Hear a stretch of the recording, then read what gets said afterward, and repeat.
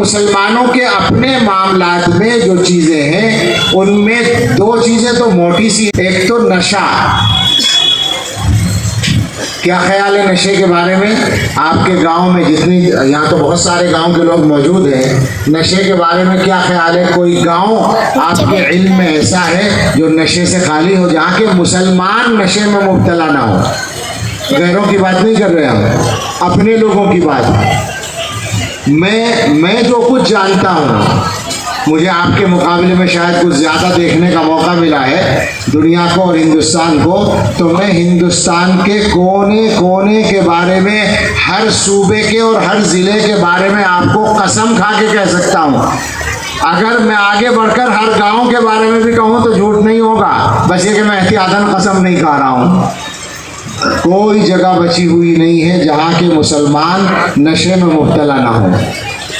और पहले ज़माने से बुरा हाल हो गया है। पहले तो एक ही किस्म का नशा होता था और वो आवारा लड़के जो रात को दोस्तों के साथ घूमते थे वो बेचारे कभी कभी आदी बन जाते थे नशे के।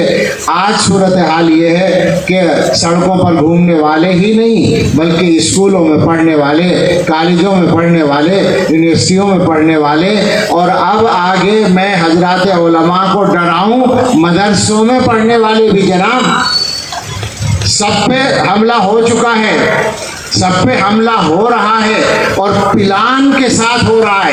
ये नशा वैसे नहीं फैल रहा, ये बाकायदा प्लान के साथ फैलाया जा रहा है।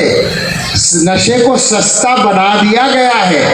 छोटी छोटी पुड़ियाँ बहुत आसानी से मिलती हैं और किसी भी आदमी के लिए अब नशा करना मुश्किल नहीं रहा है। और मैं ज़ाती तौर पर जानता हूँ ऐसे नमाजी लोगों को जिनको नशे की आदत पड़ गई है, मुझसे कहते हैं वो कि हमारा नशे छोड़ने की दुआ कर दो।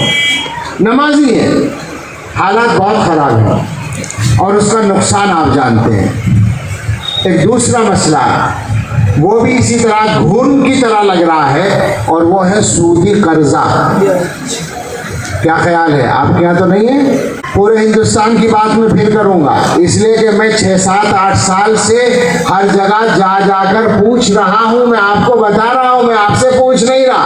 आपके यहाँ भी यकीनन है और मुसलमानों की कोई आबादी बची हुई नहीं है सूदी कर्जे से। मुसलमानों अकल के नाखून ले लो, पहली फुर्सत में सूदी कर्जे से अपना पीछे छुड़ा लो अगर जिंदा रहना है दुनिया में, वरना तबाही के अलावा कोई चीज नहीं है। बड़े बड़े कारोबार करने वाले भी कान खोल कर सुन लें कि सूदी कर्जों से अगर कारोबार करेंगे तो मुझसे लिखवा लें कि जल्दी ही बर्बाद होगा कारोबार।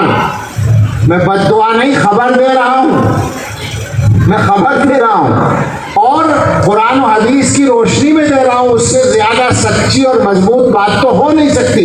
लेकिन अगर किसी की समझ में ना आए तो तजर्बों की रोशनी में देना। मैं अपनी आंखों से देख रहा हूँ, देख कर आ रहा हूँ। इसी मुल्क में अरबों खरबों रुपए के टर्नओवर वाली कंपनियां और फैक्ट्रियां बंद हो रही हैं सूदी कर्जों की वजह से। मैं ताजा भी देख के आया हूँ, इसी हफ्ते में भी देख के आ रहा हूँ, नाम नहीं लूंगा कहाँ देख के आ रहा हूँ, लेकिन इसी हफ्ते में भी दो दिन पहले भी देख कर आ रहा हूँ कि सूदी कर्जे की वजह से खरबों का कारोबार करने वाले परेशान फिर रहे कि कर्जा कहाँ से अदा करें, कारोबार तो गया।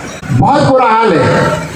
और छोटे कारोबार या आजकल जो सूदी कर्जे की और बदतरीन शक्ल चल रही है, घरों के खर्चे पूरी करने के लिए कर्जा, वो जो सोसाइटियां बनी हुई हैं, वो जो ऑफिस बने हुए हैं कर्जा तकसीम करने के लिए, जहाँ से 10,000 रुपये महीना कर्जा मिलता है और 12,000 जमा करना पड़ता है। देखा होगा ना कहीं पता होगा आपको, औरतों को मिंबर बनाया जाता है और औरतों से वो कर्जा वसूल किया जाता है और जब कर्जा वो अदा नहीं कर पाती तो फिर क्या वसूल किया जाता है वो बताने का मौका भी नहीं, हिम्मत भी नहीं। बहुत सी जगहों पर ये वाकयात पेश आ चुके हैं। मैं सुनी सुनाई बात करता ही नहीं, सारी बात जो तहकीक से मालूम है, ये बात भी मैं तहकीक से कह रहा हूँ। मेरे पास वास्तव से अच्छी औरतों के पैगाम पहुंचे हैं कि हम कर्जे की वजह से अब हमारी इज्जत खतरे में आ गई है। हमें मैसेज मिल चुका है कि कर्जा अदा करो या हमारे पास आ जाओ। मैं दीनदार औरतों की पैगाम सुना रहा हूँ आप कि जिल्लत की किस पस्ती पर पहुंचेंगे हम।